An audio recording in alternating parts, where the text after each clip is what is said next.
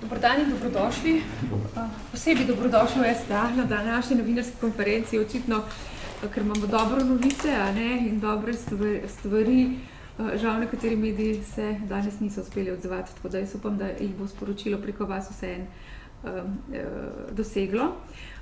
To, za kar smo vas danes povabili v hišo, je Slovenska zobozdravstvena odprava. Prva dva zobozdravnika sta se iz te odprave vrnila pred dnevi in še polna svežih odtisov. Zdelo se nam je pomembno, da vam predstavimo projekt, ki teče na zbornici v sodelovanju z ustanovo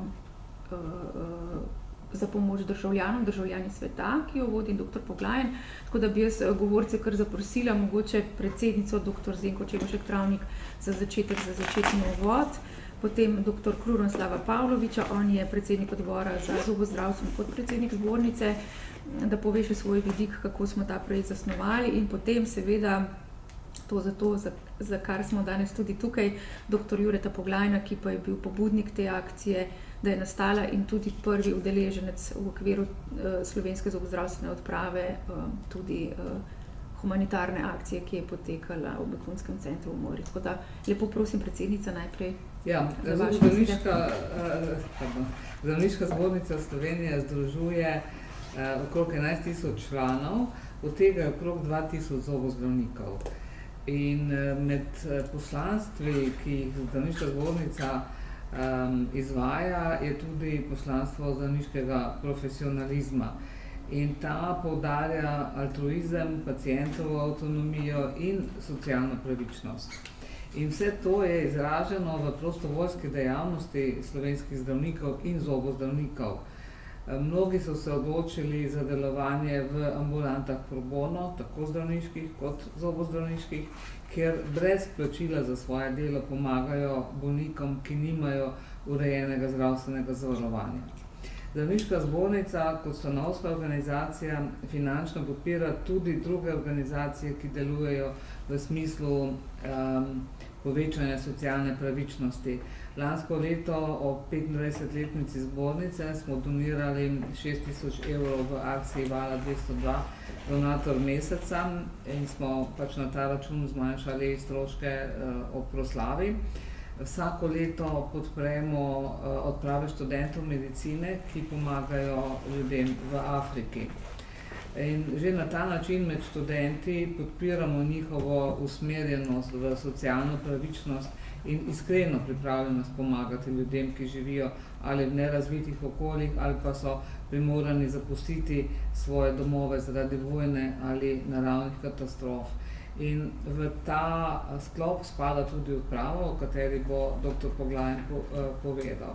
Moram dodati še to, da je dr. Poglajen v tem mandatu glavni promotor dobrodelne dejavnosti Zdravniške zbornice in da zato z veseljem sledimo njegovim idejam, ki jih prinese bodisi v okviru fundacije Državljani oziroma Zavoda Državljani sveta, ali kot posameznik, kot član in kot poslanec skupščine Zdravniške zbornice. Dodati je treba pa še nekaj, da tako zobozdravniki kot zdravniki izvajajo tudi množične brezplačne preglede za prebivalce Slovenije. Tako je znana akcija zobozdravnikov, pravočasni pregled ustne votline lahko reši življenje, to je že dvakrat uspešno izvedena, in pa akcija dermatologov za brezplačne preglede kožnih znamenj, ki mislim, da letos poteka tretjič. Zdravniška zbornica je ena najmanjših v Evropi oziroma v Evropski uniji po številu članov, a velika po svoji pripravljenosti pomagati ljudem v stiski, ne glede na to, kje živijo. In zato bomo še naprej podpirali prostovoljne dejavnosti zdravnikov in zobozdravnikov in še posebej študentov medicine in dentalne medicine. To bi imela jaz. Najlepša hvala, predsednica. Prosim še dr. Krunoslava Pavloviča, predsednika odbora za zobozdravstvo. Ja, lepo pozdravljeni. Zdravniška zbornica Slovenije seveda z veseljem podprla in pomagala pri humanitarnem projektu Slovenska zobozdravstvena odprava. Slovenski zobozdravniki seveda zaznavajo stiske ljudi, še posebej pa slišijo klic socialno ogroženih skupin. ki jim seveda želijo pomagati. V Sloveniji zobozdravniki sodelujemo tudi v številnih pro bono ambulantah, sedaj pa pravzaprav zaznavamo stisko migrantov tudi preko meja države na mestih, kjer si mogoče drugi zatiskajo oči. Zaznavam, da je ta projekt šele na začetku in z veseljem ugotavljam, da je vedno večje zanimanje kolegic in kolegov za sodelovanje v njem. Vsaka sodobna evropska država s svojim proračunom ali drugimi oblikami financiranja poskrbi za ranljive skupine prebivalstva, kot so otroci, nosečnice, starostniki po 65. letu starosti, ljudje s posebnimi potrebami, zaporniki, ljudi brez zdravstvenega zavarovanja in pa seveda sedaj tudi migrante. Ta skrb odraža razvitost posamezne države in njene prioritete do prebivalstva. Prioritete, ki jo mogoče žal v preteklih tednih tudi primanjkuje v Sloveniji, ko družinski zdravniki želijo doseči ravno to, in sicer primerne pogoje dela, da lahko poskrbijo predvsem za te ranljive skupine. V projektu je Zdravniška zbornica Slovenije pritegnila tudi SICIK, to je Društvo študentov dentalne medicine, in s tem smo želeli tudi bodoče zobozdravnike spodbuditi k solidarnosti in dobrodelnosti. Zobozdravniki kot tudi zdravniki se zavedamo svojega poslanstva, ki ga izražamo tako tudi s podporo takih humanitarnih akcij. Osebno se seveda zahvaljujem kolegu dr. Poglajnu za pobudo in zasnovanje tega projekta in se že veselim nadaljnjih izzivov. Zahvaljujem se tudi kolegicam in kolegom, ki so se že odločili za pot v Grčijo, in pa seveda tudi partnerjem Zdravniške zbornice Slovenije, ki so projekt podprli za donacijo inštrumentov in drugega medicinskega materiala, s čimer so seveda izboljšali pogoje dela in storitve v tej ambulanti. Naj mogoče dodam, da potem v gradivih bojo tudi omenjeni ti donatorji, bilo jih je kar nekaj. Zdaj pa prosim vas, dr. Jure Poglajen, kako je bilo v Grčiji in vse o tem projektu? Ja. Najlepša hvala, jaz vam to poskušal strniti v zelo kratek sestavi. Torej, midva z kolegico Lino Nikolič sva bila na Lesbosu od 20. aprila do 5. maja. Delala sva v begunskem centru Moria, to je največji, najbolj zloglasen begunski center trenutno v Grčiji, morda celo v Evropi, in to vsak dan od 8:30 do 3 brez nekega daljšega odmora. Trenutno je v tem begunskem centru gradno nekje od 4500 do 5000 beguncev. Poprečno smo jih mi imeli 35 na dan. Že prvi dan smo jih imeli 29 in so nam takoj rekli, to je rekord. Torej, Slovenci smo vse pokazali za učinkovite, ne samo hitre, ampak tudi učinkovite zobozdravnike. En dan pa smo dosegli številko 44, kar je izjemno. Večinoma smo delali ekstrakcije, torej puljenja zob, naredili smo kar nekaj kompozitnih plomb, zelo malo koreninskih zdravljenj, ker pač pogoji tega niso omogočali. Imeli smo 3 prevajalke oziroma 3 asistentke, to morate vedeti, to je ne uki kader, to so begunke, ki tam delajo in so prvotno mišljene samo kot prevajalke, vendar zaradi pomanjkanja asistentov so prevzeli tudi to delo, to so bile Anuš, jaz sem jo ponoval Anuška, pari, ki obe sta bili iz Afganistana, in pa Suat, ki je bila prevajalka za arabski jezik iz Somalije. Želel bi tukaj nekaj poudariti, ker je prišlo v javnosti do nekih insinuacij, podstikanj, da je slovenska zobozdravstvena odprava za to, kar dela, plačana. To nikakor ni res. Mi nismo bili plačani, še več oziroma še manj, vse stroške smo krili sami, kar se tiče potnih stroškov, avtomobila, nastanitve in vsakodnevnih stroškov. Nič od zbranega denarja ni šlo za nas osebno, ampak je šlo za stroške, v bistvu za donacije Health Pointu, to je ta organizacija britanska, ki je to organizirala, in to je to. Drugo je denar še ostal in čaka na naslednje odprave. Donatorje, ko smo rekli, bomo omenili posebej in se bomo tudi njimi posebej zahvalili. Posebej se zahvaljujem kolegom, ki so donirali, in pa še posebej stomatološki sekciji Slovenskega zdravniškega društva. Kakšne so ambicije? Ambicije so, da ta odprava ni prva, da je prva, ampak da ni zadnja. Ne, se pravi, tako kot sta oba kolega že prej rekla, upajmo, da se bodo slovenski zobozdravniki in zobozdravnice, študenti in študentke odločili še naprej. Jaz jim bom vsekakor v pomoč tukaj, v podporo in povedal, kako stvari potekajo, kako smo stvari tudi sami izboljševali. Bilo je nekaj težav, predvsem za sterilizacijo, težave z administriranjem antibiotikov in pa analgetikov, to smo več ali manj uredili. Očitno smo bila slovenska zobozdravnika prva, ki sva opozorila na te težave, ki so bile zelo očitne, tako da bomo najverjetneje pomagali HealthPointu v nakupu avtoklava, ki ga trenutno nimajo, to je pač stroj za sterilizacijo, pravo sterilizacijo, po domače povedano. Ambicija smo povedali, odprava naj bi se nadaljevala, tudi ne samo na Lesbosu, tudi na Samosu. Samos je otok, ki je trenutno v hujšem stanju kot Lesbos, mogoče Lesbos pred 3 leti je zdaj Samos, vendar pa sem jaz opozoril, da je prvo treba urediti razmere na Lesbosu in to uporabiti kot model za širitev. Ne iti v drug projekt, predno Lesbos ni urejen. Kot zanimivost, da smo Slovenci dobri zobozdravniki in zobozdravnice je v tem, da so si vse 3 asistentke preko dnevu ali 2 opazovanj, kako delamo, zaželele naše oskrbe. Tako da že prej so delali z mnogimi zobozdravniki, ampak po domače povedano, usta so sprli nama. To je vsekako nek poklon slovenski stomatologiji. Sam HealthPoint nam je bil zelo hvaležen glede naših pripomb izboljšav, čeprav so te večinoma bile negativne. Oni ne želijo slišati samo pohval, želijo slišati, kaj ni v redu in kaj je moč izboljšati z majhnimi ukrepi in z majhnimi investicijami. Moj predlog je bil vsekakor, da se vključijo še profesionalne asistentke. Zelo bi bil vesel, če bi se v Sloveniji našla ena taka dobra inštrumentarka, asistentka, ki se zelo dobro spozna na vsakodnevno delo na sterilizacijo in bi jih naučila, kako pravilno delati vsak dan. Imeli smo različne primere, med drugimi smo imeli tudi primere, kot so recimo samo čiščenje oblog, ki je bilo lahko samo estetske narave. Imeli smo ortodontske anomalije, in imeli smo veliko ljudi, ki niso pustili na prvo žogo ali pa tudi na tretjo in kasneje ekstrakcije, torej ne želijo izgubiti zob. To daje samo znak, da te ljudje niso divjaki, da te ljudje so civilizirani, da so navajeni dobre oskrbe in da jim ni vseeno za lastno zdravje in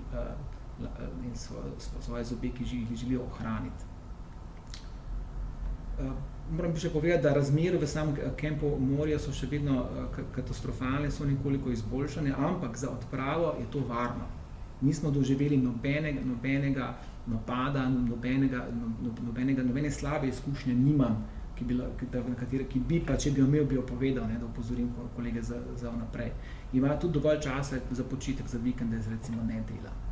Mi, da smo ta čas izkoristili za sestanke in srečanja s kolegi in prijatelji od prejšnjih kampanj in projektov, tako da smo osnovali nove.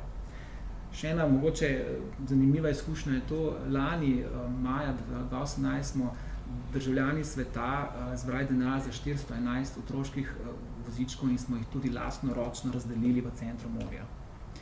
Ta drugi dan sem našel enega. Našel sem voziček z našim logom.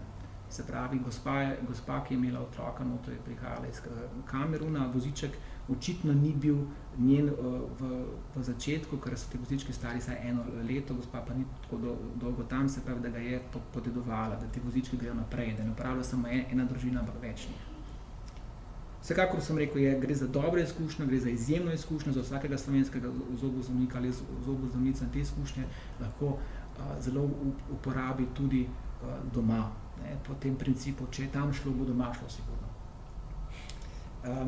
Oskrbeli smo vse paciente, razen enega, ki je bil težek epileptik, doživel je celo manjši epileptični napad na mojem stolu in smo se odločili, da potrebujemo nujno zdravniško asistenco.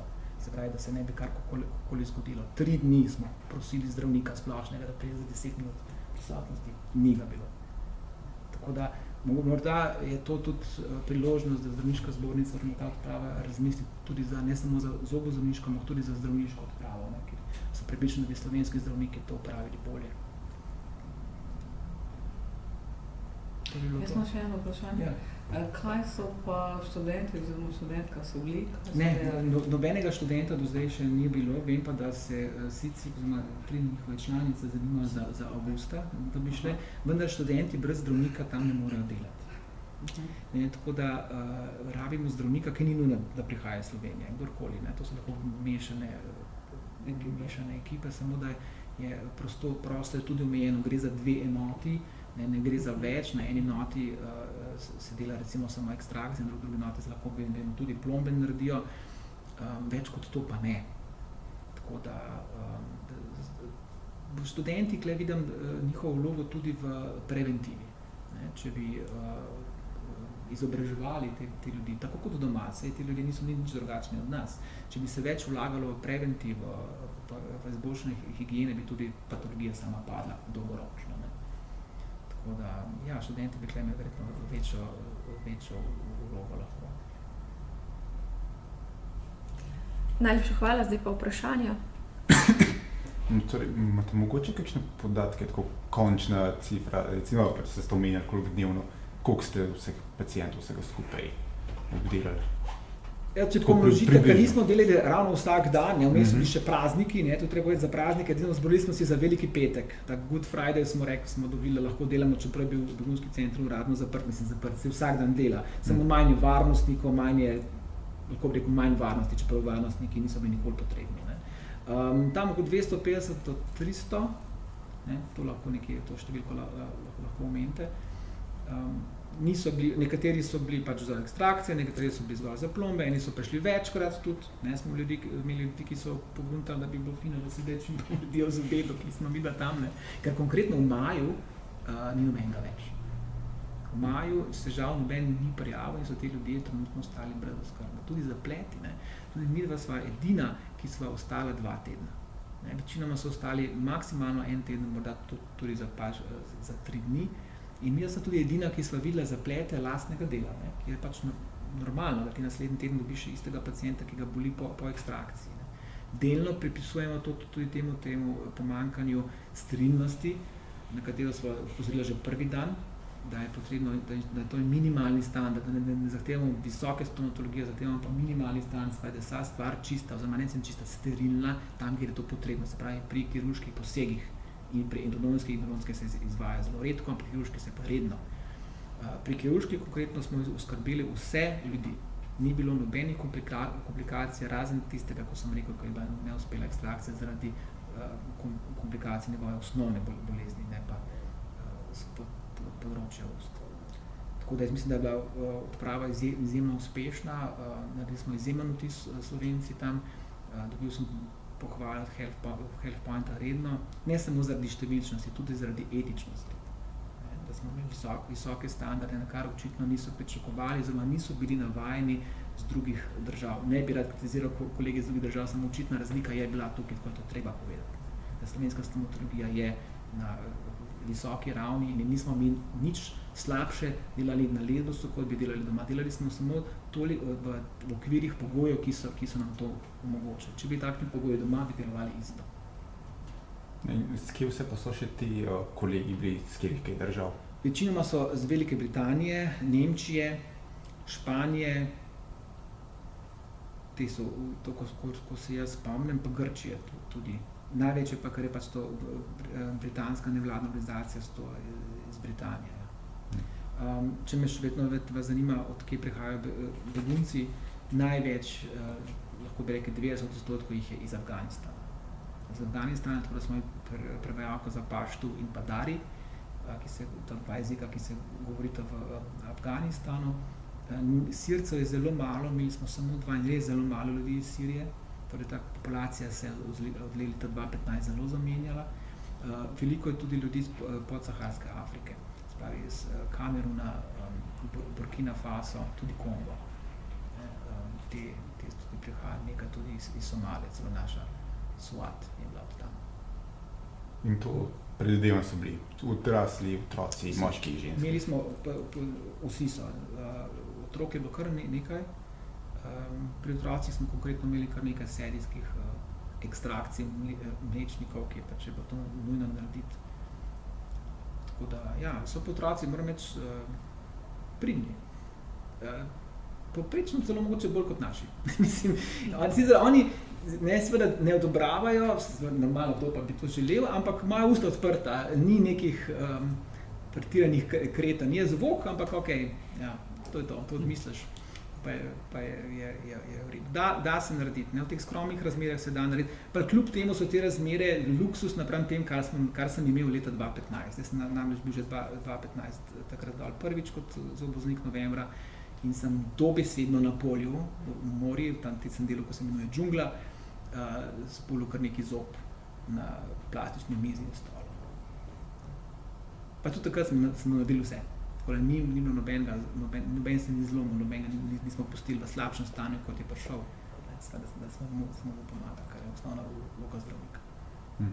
Nekih točnih načrtov za naslednjo odpravo še ni, recimo, da bi se že vedeli, kdaj datum? No, jaz sem datum. še predno sem odšel z Lesbosa, sem dobil pismo od Health Pointa, kjer pričakujejo potrditev novih terminov. Zdaj, seveda, jaz upam, da ne bom samo jaz tam hodil, da bo šel še kdo drug, ne, ker je tudi jaz si težko to preveč pogosto, frekventno prvoščim iti 14 dni zapred ordinacije iti. Ampak kljub temu, ja, vsekakor je načrt še iti na Lesbos, sploh ko zdaj to poznamo, Slovenci to poznamo, da smo svojo odpravo, to je zelo cenjeno. In ja, jaz upam, da imaš ti več podatkov, če kaj še kdo prijavil, ne? Da bomo pa vsekako promovirali to, da Slovenci to pravo nadaljujemo tam. Super, najlepša hvala. Prosim. Potem pa najlepša hvala. Jaz bi se vsem zahvalila, posebej dr. Poglajnu, ki je opravil to dolgo pot, da je prišel tudi še v Ljubljano na današnjo novinarsko konferenco in predstavil ta res pomemben projekt Zdravniške zbornice in potem spremljajte nas tudi vnaprej. Tako da hvala.